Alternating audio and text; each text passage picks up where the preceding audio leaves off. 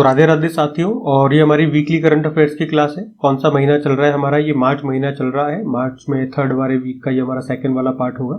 3 दिन इसमें हम कवर करने वाले 19, 20 और 21 तारीख को। तो चलिए स्टार्ट करते हैं आज की क्लास बिना टाइम वेस्ट करें। क्लास के बाद इन सभी क्वेश्चंस की आप क्विज लगाइएगा, टेस्ट लगाइएगा, प्रैक्टिस कीजिएगा। क्विज बन जाएगी और मिल जाएगी आपको अपने क्रिक एग्जाम एप्लीकेशन पे। तो ये भी एक अच्छा प्रश्न है कि अभी हाल ही में भारत के किस राज्य ने राज्य में आने वाले पर्यटकों पर प्रति व्यक्ति 50 रुपए का शुल्क लगाया, और ऐसा करने वाला, अपने पर्यटकों पर शुल्क लगाने वाला ये पहला राज्य भी बन गया है। कितने रुपए का शुल्क है याद रखना, 50 रुपए का। और कौन लगाया, किसने शुरू किया? सिक्किम ने। सिक्किम के स्टैटिक में आपको बता दूं, ये रहा मैप में सिक्किम। कैपिटल गंगटोक होती है। मुख्यमंत्री है पीएस गोले या प्रेम सिंह तमांग, और गवर्नर कौन है? ओम प्रकाश माथुर है। फिर अगला प्रश्न भी अपॉइंटमेंट वाला है। त्रिनिदाद और टोबैगो के नए प्रधानमंत्री कौन बन गए हैं? तो ये बन गए हैं स्टुअर्ट यंग। ये त्रिनिदाद एंड टोबैगो के नए प्राइम मिनिस्टर बन गए हैं।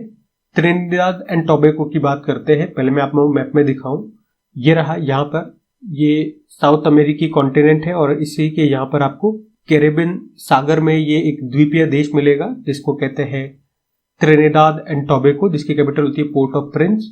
करेंसी है Trinidad and Tobago dollar. President कौन है? क्रिस्टिन कंगालू। अच्छा, ये क्रिस्टिन कंगालू का नाम क्यों याद रखना है आपको? अभी 2025 में जो 18वां प्रवासी भारतीय दिवस था, वहां पे ये चीफ गेस्ट रही थी, जिसका आयोजन हमने भुवनेश्वर में किया था। प्रधानमंत्री नए बन गए, स्टुअर्ट यंग नाम है। अगला देखते हैं। फिर अगले में पूछ रहे हैं अभी किस राज्य ने राजीव युवा विकासम योजना को शुरू किया है? तो आंसर हो जाएगा तेलंगाना ने। तेलंगाना के मुख्यमंत्री कौन है?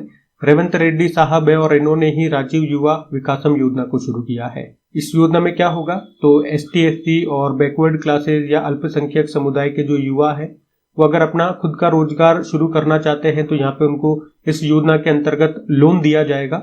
और इसके लिए तेलंगाना सरकार ने 6000 करोड़ रुपए आवंटित भी किए हैं। ज्यादा से ज्यादा एक व्यक्ति को 3 लाख रुपए का लोन मिलेगा, जिससे वो अपना खुद का रोजगार स्टार्ट कर सकता है। सरकार यहाँ पे सब्सिडी भी देगी उस लोन में। अगर 1 लाख रुपए तक का लोन लेते हो तो 80% सब्सिडी, 2 लाख का लेते हो तो 70%, और 3 लाख का लोगे तो 60% आपको सब्सिडी मिलेगी। कौन सी योजना है ये याद रखना, राजीव युवा विकासम योजना, तेलंगाना ने शुरू किया। अगला देखते हैं। फिर अगले में पूछ रहे अभी केंद्र सरकार ने किसके सहयोग से चंद्रयान 5 मिशन को क्रियान्वित करने की मंजूरी दे दी है? तो आंसर हो जाएगा इसका जाक्सा। ये स्पेस एजेंसी है जापान की। अभी हमारे इसरो के जो 11वें नंबर के नए अध्यक्ष बने थे वी नारायणन, अभी उन्होंने ही चंद्रयान 5 मिशन को मंजूरी दी है, और कहा कि जापान की जो स्पेस एजेंसी है जाक्सा, उसके सहयोग से इसको लॉन्च किया जाएगा। इसमें इन्होंने एक खास बात और बताई कि चंद्रयान 5 में जो रोवर होगा उसका वजन 250 किलोग्राम होगा। और ये प्रश्न मैंने आपको डेली करंट अफेयर्स वाली क्लास में भी कहा था कि इंपॉर्टेंट मार्क कर लेना, क्योंकि अभी जो चंद्रयान 3 गया था उसमें जो हमारा रोवर था, अच्छा उसमें रोवर का नाम क्या था पहले तो ये बताओ। तो आपको याद होना चाहिए, रोवर का नाम था प्रज्ञान, और उसका वजन था मात्र 25 किलोग्राम, और इसमें इसका 10 गुना होगा, यानी कि 250 किलोग्राम। और चंद्रयान 5 का उद्देश्य होगा चांद की सतह की डिटेल स्टडी करना। तो ये सब ध्यान में रखना। अच्छा, अब आपके लिए होमवर्क प्रश्न छोड़ता हूं। हमारा जो चंद्रयान 3 गया था, चांद के साउथ पोल पर लैंड करने वाले हम पहले देश थे। तो जिस पॉइंट पे ये लैंड किया था उस पॉइंट को हमने क्या नाम दिया है? ये मेरा आपसे प्रश्न है, बताइए। हम अगला प्रश्न देखते हैं। फिर अगले में पूछ रहे हैं अभी पहले अंतरराष्ट्रीय मास्टर्स लीग 2025 का खिताब किसने जीत लिया है? तो आंसर हो जाएगा इंडिया मास्टर्स ने जीत लिया है। यहाँ पे हम बात कर रहे हैं इंटरनेशनल मास्टर्स लीग 2025 की। इस बार पहला एडिशन हुआ था ये, और कहाँ पे हुआ था इसका फाइनल? छत्तीसगढ़ में जो शहीद वीर नारायण सिंह अंतरराष्ट्रीय स्टेडियम है रायपुर में, वहां पे हुआ था। इसको इंडिया मास्टर ने जीत लिया। मतलब क्रिकेट का ही ये गेम है, इसमें जो रिटायर्ड प्लेयर्स होते हैं ना उनके बीच ये गेम होता है। जैसे भारतीय टीम है इंडियन मास्टर, तो इसमें भारत के जो भी रिटायर्ड जो प्लेयर है वो इसमें पार्टिसिपेट किए, और उसको लीड किया था। मतलब इस टीम के कप्तान बने थे सचिन तेंदुलकर। फाइनल में हम जीत गए, हमने हराया वेस्ट इंडीज मास्टर्स को। मतलब वेस्ट इंडीज के जो रिटायर्ड प्लेयर है वो इसमें रहे होंगे, और इनके कप्तान थे ब्रेन लारा। ठीक है, ध्यान रखना, पहला एडिशन है तो इंपॉर्टेंट रहेगा। अगला देखते हैं।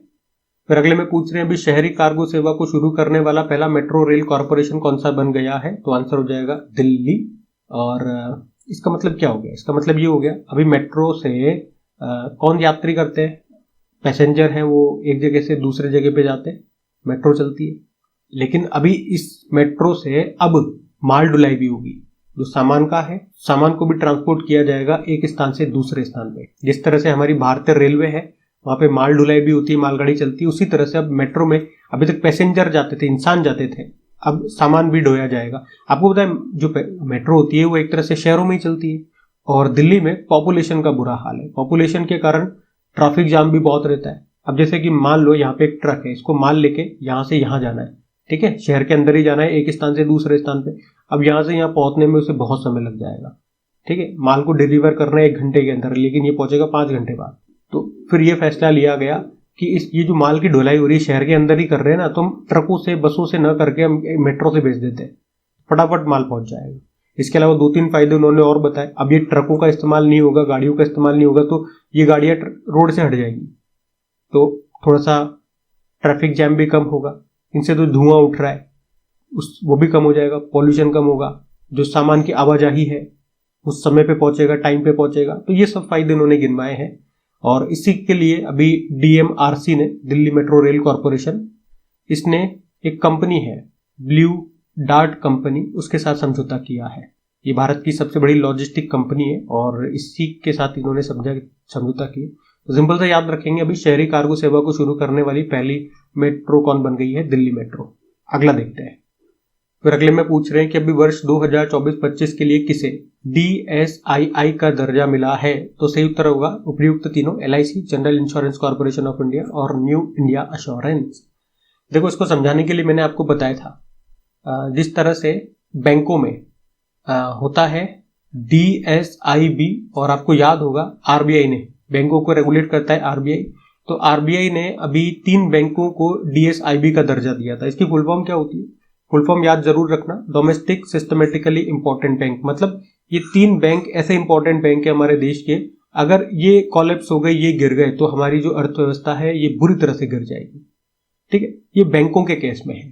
तो उसी तरह से अभी IRDAI ने, जो कि देश में इंश्योरेंस सेक्टर को रेगुलेट करता है, अभी इसी ने 3 इंश्योरेंस कंपनियों को DSII का दर्जा दिया है। 3 बीमा कंपनियों को DSII, मतलब डोमेस्टिक सिस्टमेटिकली इंपॉर्टेंट इंश्योरेंस। जिस तरह से बैंकों के लिए ये है, इंश्योरेंस कंपनियों के लिए ये है, ठीक है। आप समझ में आ गया आपको? और वो 3 कौन कौन सी है मैंने आपको बताया, LIC, general insurance corporation of India, new India assurance. तीनों का मुख्यालय आपको हेडक्वार्टर मुंबई में मिलेगा। और IRDAI की भी बात कर ले तो insurance regulatory development authority of India, ये याद रखना एग्जाम में आ चुका है। स्थापना पूछी गई थी 1999 में। किस समिति की सिफारिश पे ये निर्माण हुआ है इसका? मल्होत्रा समिति। ये प्रश्न भी एग्जाम में आ चुका है। हेडक्वार्टर जरूर याद रखना हैदराबाद, और चेयरमैन है देबाशीष पांडा। अगला देखते हैं। फिर अगले में पूछ रहे हैं कि पूर्वोत्तर में केसर की खेती को बढ़ावा देने के लिए भी नेक्टर के स्थायी परिसर की आधारशिला कहाँ पे रखी गई है? तो इसका तो उत्तर हो जाएगा शिलांग। अब नेक्टर क्या है पहले बात कर लेते हैं। नेक्टर की फुल फॉर्म देखो, north east centre for technology application and reach.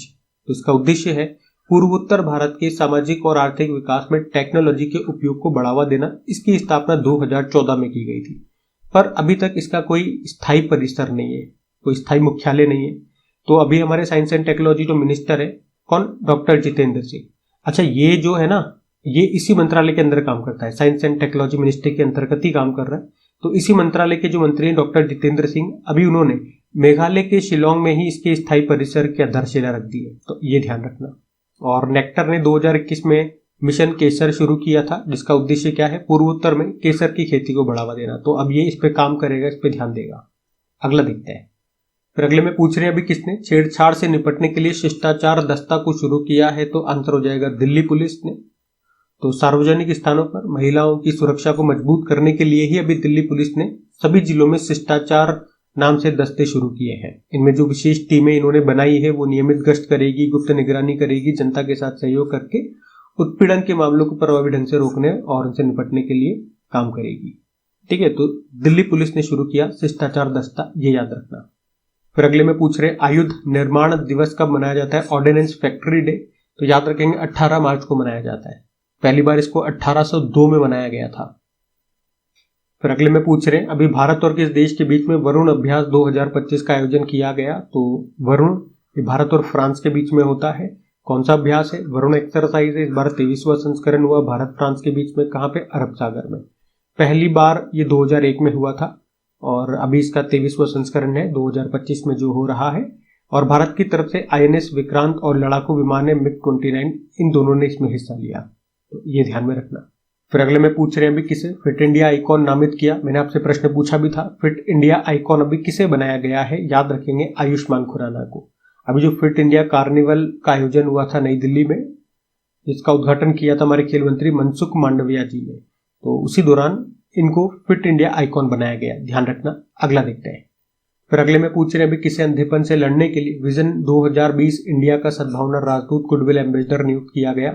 तो आंसर हो जाएगा कृष्णमाचारी श्रीकांत को। कौन है कृष्णमाचारी श्रीकांत? ये हमारे पूर्व भारतीय क्रिकेट कप्तान है और प्रसिद्ध बल्लेबाज है, और इन्हीं को विजन 2020 इंडिया का सद्भावना राजदूत नियुक्त किया गया है।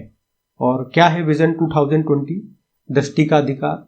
तो ये एक पहल है जिसका उद्देश्य था 2020 तक देश में अंधेपन यानी कि दृष्टिहीनता के जो मुख्य कारण है उनको समाप्त करना।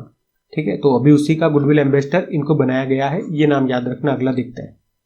फिर अगले में पूछ रहे हाल में किसे हॉलबर्ग पुरस्कार 2025 से सम्मानित किया गया है? तो आंसर होगा गायत्री चक्रवर्ती को।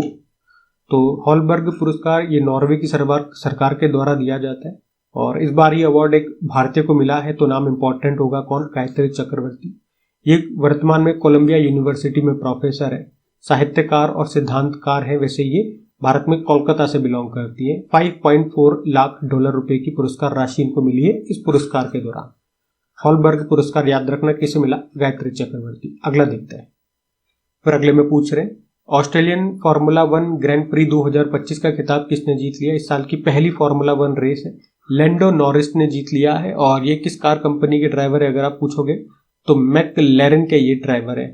इस बार की ऑस्ट्रेलियन फार्मूला 1 ग्रैंड प्री इन्होंने जीत लिया, याद रखना। अगला देखते हैं। फिर अगले में पूछ रहे इसरो के जो अध्यक्ष हैं उन्होंने कहां पर Shri S Ramakrishnan thermal research centre को अभी शुरू किया है? तो आंसर होगा IIT मद्रास में शुरू किया है। इसरो के अध्यक्ष कौन है? वी नारायणन ने। इन्होंने अभी IIT मद्रास में श्री एस रामकृष्णन के नाम से थर्मल रिसर्च सेंटर को लॉन्च किया है। तो ये जो सेंटर है ये अंतरिक्ष यानों के थर्मल प्रबंधन पर, उनके मैनेजमेंट पर ध्यान केंद्रित करेगा, जो भारत के अंतरिक्ष मिशनों के लिए बहुत आवश्यक है। ठीक है, तो ये ध्यान रखना कहां पे? IIT मद्रास में। अगला देखते हैं। फिर अगले में पूछ रहे हैं कि अभी अंतरिक्ष यात्री सुनीता विलियम्स जो कि भारतीय मूल की है, भारतीय मूल मतलब इंडियन ओरिजिन, कितने दिनों के बाद इंटरनेशनल स्पेस स्टेशन से धरती पर वापस लौट आई है? तो आंसर होगा 286 डेज। महीनों में पूछोगे 9 महीने और 14 दिन में ही। और ये गई कब थी? ये वैसे आप डेट पूछना चाहोगे तो 5 जून 2024 को गई थी। बोइंग कंपनी का जो स्टार लाइनर एयरक्राफ्ट है, स्पेस क्राफ्ट है, उससे ये गई थी, फिर वहीं पे अटक गई। और फिर अभी स्पेस एक्स के क्रू 9 मिशन के तहत ड्रैगन कैप्सूल के जरिए ये नीचे आई है। और वैसे क्या क्या स्टोरी रही है, ये कैसे गई थी, क्यों अटक गई, और फिर क्रू मिशन तो बहुत पहले चला गया था, या इसे इतने दिनों बाद क्यों भेजा गया, फिर भी जाने के बावजूद भी ये 2-3 महीने बाद क्यों आई, फटाफट से लेके क्यों नहीं आगे, पूरा मैंने स्टोरी की फॉर्मेट में आपको ये पूरी कहानी आपको समझाई है। तो वो वीडियो आप जरूर देख लीजिएगा। अगर नहीं देखा आप में से किसी स्टूडेंट ने तो पूरी कहानी आपको पता चल जाएगी। साथ में कहानी के साथ साथ हर क्वेश्चन को हाईलाइट करके भी मैं बीच में आपको बताता रहा हूँ। तो जिस तरह के प्रश्न बन सकते हैं, तो बहुत ट्रेंडिंग ये टॉपिक रहा था, तो हो सकता है एग्जामिनर कोई ना कोई यहाँ से प्रश्न डाल दे आपके एग्जाम में, तो आपको अफसोस ना हो कि ऐसा ट्रेंडिंग टॉपिक रहते हुए भी और सब कुछ बताते हुए भी आपसे प्रश्न गलत हो गया। तो वीडियो आप जरूर देख लेना। कोई इसमें पढ़ाई वाली बात नहीं है, बिल्कुल स्टोरी के माध्यम से, जैसे दादी अम्मा कहानी सुनाती है वैसे मैंने कहानी सुनाई है।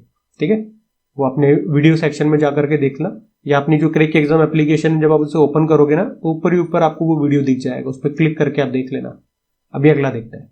देखो ये रहा, इस तरह का उसका जो थंबनेल है ये आपको दिख जाएगा, बिल्कुल स्टोरी से आपको समझाया गया है शुरू से अंत तक। अगला देखें। अगला भी अच्छा प्रश्न है कि रामनाथ गोयनका पुरस्कार किस क्षेत्र में दिया जाता है, और ये एग्जैक्ट प्रश्न एग्जाम में पूछा गया प्रश्न, इसी तरह से आता है ये प्रश्न, क्योंकि वैसे तो बहुत सारे अवार्डी होते हैं, मैं आपको लिस्ट भी दिखा दूंगा, लेकिन प्रश्न ऐसे ही पूछा जाता है। तो इसका तो सही उत्तर जाएगा जर्नलिज्म में, पत्रकारिता के क्षेत्र में दिया जाता है। कुछ खास बातें और ध्यान रख लो। कौन सा पुरस्कार? रामनाथ गोयनका। 19वां संस्करण था, भी नई दिल्ली में दिए गए। किसने प्रदान किए? राष्ट्रपति द्रौपदी मुर्मू जी ने। पत्रकारिता में उत्कृष्टता के लिए ये दिया जाता है, और 2025 में 20 कैटेगरी में 27 पत्रकारों को दिया गया। इसकी स्थापना इंडियन प्रेस जो ग्रुप है उसके जो संस्थापक थे रामनाथ गोयनका, उनकी याद में ही इसकी स्थापना की गई। पहली बार 2006 में दिए गए थे। ये प्रश्न भी एग्जाम में पूछा गया। पुरस्कार के रूप में 1 लाख रुपए की राशि दी जाती है। और ये जो इंडियन एक्सप्रेस न्यूज़पेपर है ना, इसकी खुद की स्थापना कब हुई थी? 1932 में हुई थी, ये भी ध्यान रखना। बाकी पुरस्कार मैंने यहाँ पे शो कर दिए, वीडियो को पॉज करके आप एक बार देख सकते हैं।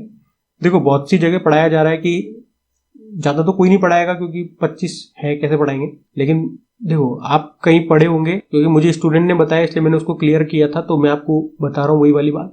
आप कहोगे हिंदी में दिया गया, तो बहुत सी जगह मैंने देखा है कि ऐसे बता रहे हैं कि हिंदी में दिया गया, याद रखो मृदुलिका को दिया गया है, लेकिन आपको कैटेगरी याद रखनी पड़ेगी। यहाँ पे भी 2 कैटेगरी है, प्रिंट श्रेणी में या प्रसारण श्रेणी में। हिंदी का केवल याद कर लोगे आप, मृदुलिका लगा के आ जाओगे, मान लो उसने प्रसारण में पूछ लिया, तो फिर उसका तो उत्तर ये है, सिद्धांत मोहन। ठीक है, फिर भी आप एक बार देख सकते हो, लेकिन मैंने आपको कहा ना ये प्रश्न एग्जाम में ऑलरेडी आ चुका है और प्रश्न यही आया था, ये सेम का सेम किस क्षेत्र में दिया जाता है। और पत्रकारिता में ही आपको याद होगा पुलित्जर पुरस्कार भी दिया जाता है, राजा राम मोहन रॉय अवार्ड, ये भी पत्रकारिता के क्षेत्र में ही दिया जाता है। ये 2-4 अवार्ड और है पत्रकारिता में दिए जाते हैं, ध्यान रखना। अगला देखते हैं। अब देखो अगले में क्या पूछ रहे कि मुक्त भाषण सूचकांक 2025 में भारत कौन से स्थान पर है? तो आंसर हो जाएगा 24 नंबर पर है। फ्री स्पीच इंडेक्स 2025, और भारत का स्कोर 62.6 है, रैंक 24 मिली है। टॉप पर नॉर्वे है, दूसरे पे डेनमार्क है। मतलब क्या बताया गया, कोई भी देश में कोई भी व्यक्ति अपने विचारों को बिना किसी डर के व्यक्त कर सकता है या नहीं कर सकता, तो उसी के बेसिस पे ये रैंकिंग दी गई है। कितना फ्रीडम है उसको बोलने की, तो यही बताया है। अच्छा, एक प्रश्न और मैंने आपको बताया था, ये प्रश्न आता है एग्जाम में कि भारत में बोलने की अभिव्यक्ति संविधान के किस अनुच्छेद में वर्णित है? तो आर्टिकल 19(1)(a) के अंतर्गत। ध्यान रखना। अगला देखते हैं। अगला भी अच्छा है, इंडेक्स वाला ही है। विश्व खुशहाली सूचकांक वर्ल्ड हैप्पीनेस इंडेक्स 2025 में भारत की रैंक क्या है? तो भारत 118वें स्थान पर है। यहाँ पे वर्ल्ड हैप्पीनेस इंडेक्स की बात कर रहे हैं, कौन जारी करता है? United nation sustainable development solutions network. Topper Finland है लगातार 8वें साल, फिर डेनमार्क है, फिर आइसलैंड है। भारत 118वें स्थान पर है टोटल 147 देशों में से। लास्ट पे अभी भी अफगानिस्तान है, तो ये ध्यान रखना। भारत 118वें पे है, टॉप पे फिनलैंड है। अगला देखते हैं। फिर अगले में पूछ रहे विश्व गौरैया दिवस वर्ल्ड स्पैरो डे, ये कब मनाया जाता है? तो आंसर हो जाएगा 20 मार्च को मनाया जाता है। तो दुनिया भर में गौरैया यानी कि स्पैरो के संरक्षण के बारे में जागरूकता फैलाने के लिए दिन मनाते हैं। पहली बार इसको 2010 में मनाया गया था। थीम भी है, थीम क्या है? A tribute to nature's tiny messenger. 20 मार्च को ही इंटरनेशनल हैप्पीनेस डे, अंतरराष्ट्रीय खुशहाली दिवस भी होता है। केयरिंग एंड शेयरिंग इसकी थीम है। और 20 मार्च को ही वर्ल्ड ओरल हेल्थ डे, विश्व मौखिक स्वास्थ्य दिवस भी होता है, जिसकी थीम है a happy mouth is a happy mind. ठीक है, ये सब ध्यान में रखना। अगला देखते हैं। अच्छा, एक 18 मार्च का हमारा दिवस रह रहा था, ग्लोबल रिसाइकलिंग डे, विश्व पुनर्चक्रण दिवस, ये भी ध्यान रखना। फिर अगले में पूछ रहे हैं कि भैया भारत का पहला PPP green waste processing plant ये किस शहर में शुरू होगा? तो आंसर हो जाएगा इसका इंदौर में शुरू होगा। तो स्वच्छ भारत मिशन शहरी के तहत भारत का ये पहला पीपीपी यानी कि पब्लिक प्राइवेट पार्टनरशिप ये ग्रीन वेस्ट प्रोसेसिंग प्लांट है, जो कि मध्य प्रदेश के इंदौर में शुरू होगा। क्या होगा इसमें जो भी ग्रीन वेस्ट होता है, जैसे कि पेड़ों की लकड़ियां, टहनियां, पत्ती, फूल, इन सबको इस्तेमाल करके मूल्यवान वस्तुओं में बदला जाएगा। जैसे कि पैकेजिंग सामग्री बना दी, बायोडिग्रेडेबल प्लेट्स, पत्तल दूने वो बना दी, वैकल्पिक ईंधन बना दिया। ठीक है, तो ये होगा यहाँ पे, याद रखना, ये भारत का पहला PPP green waste processing plant है जो बनेगा इंदौर में। अगला देखते हैं। फिर अगले में पूछ रहे अभी एशियन फिल्म अवार्ड्स 2025 में सर्वश्रेष्ठ फिल्म का पुरस्कार किसने जीता है? तो आंसर होगा all we imagine as light ने। और कहाँ पे हुए ये अवार्ड समारोह? एशियन फिल्म अवार्ड्स 2025, इसका 18वां संस्करण अभी हांगकांग में हुआ। बेस्ट फिल्म रही है all we imagine as light, जिसकी डायरेक्टर है पायल कपाड़िया। और इसमें बेस्ट एक्ट्रेस कौन है? सहाना गोस्वामी है, संतोष मूवी के लिए। ठीक है, तो ध्यान रखना। अगला देखते हैं। चलो, आपके लिए एक और प्रश्न छोड़ जाते हैं। अभी जो ऑस्कर हुए थे 2025, एक तो बताओ उसका कौन सा संस्करण था और उसमें बेस्ट फिल्म कौन सी रही थी, ये बता दो। चलो, बाकी हम अगला देख लें। तो खेलो इंडिया पैरा गेम्स 2025 का शुभंकर क्या रखा गया है? तो शुभंकर वही है जो पहले था, उज्ज्वला, जो रिप्रेजेंट करता है गौरैया चिड़िया को, जो कि बिहार और दिल्ली की राजकीय पक्षी है। इस बार इसका दूसरा संस्करण है, नई दिल्ली में हुआ। उज्ज्वला इसका मैस्कॉट है। टैगलाइन है हौसलों की उड़ान, इंग्लिश में बोलोगे तो चैंपियंस बियॉन्ड लिमिट्स। और इसकी एंथम है खेलेगा खेलेगा मेरा इंडिया, जीतेगा जीतेगा मेरा इंडिया। पहला संस्करण भी इसका नई दिल्ली में ही हुआ था, 2023 लास्ट दिसंबर में हुआ था। मैं आपको बता दूं एक बार, ये पहला संस्करण, उसमें भी वो भी नई दिल्ली में हुआ था, उसका शुभंकर भी उज्ज्वला था, उसमें टॉप पे हरियाणा रहा था। ठीक है, ये ध्यान रखना। फिर अगला प्रश्न है, एक बुक है लियो द अनटोल्ड स्टोरी, इस बुक को किसने लिखा? तो आंसर हो जाएगा PS रमन ने लिखा है। और जो IPL टीम है चेन्नई सुपर किंग, उसी के ऊपर ये बुक लिखी गई है। याद रखना किसने लिखा, PS रमन ने इस बुक को लिखा है। अगला प्रश्न देखते हैं। अच्छा, अगला नहीं है, यही था हमारा आज का क्लास का आखिरी प्रश्न। तो सबसे पहले कमेंट करके जरूर बताइएगा सेशन आपको कैसा लगा। अच्छा लगा तो प्लीज वीडियोस को सपोर्ट जरूर कीजिएगा। कैसे? अपने दोस्तों के साथ में स्टडी ग्रुप में आप इसे शेयर जरूर कर देना।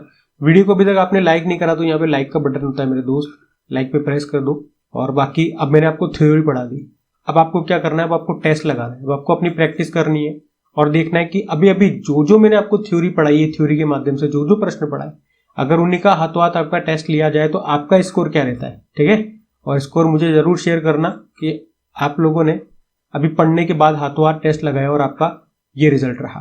तो उससे आपको पता लगेगा कि आपको और कितनी प्रैक्टिस की आवश्यकता है या कितनी चीजों को आप रिटेन कर पा रहे हो एक बार पढ़ने के बाद। जो स्टूडेंट कहते हैं ना कि मैं वीकली 2 पार्ट में लेकर के आता हूँ, कुछ स्टूडेंट्स कहते हैं, मैं आपको समझाता हूँ कि 2 पार्ट में क्यों लेकर के आया, हर बार समझाता हूँ, लेकिन फिर भी एक आध कह ही देते हैं कि 2 पार्ट मत बनाओ, 1 पार्ट बना दो। तो 1 पार्ट बनाऊंगा तो बहुत लंबा वीडियो हो जाएगा। आज ऐसे बच्चे एक काम करना, अभी क्विज लगाना जाकर के और बताना कि इस की क्विज आपने लगाई तो आपका स्कोर क्या रहा।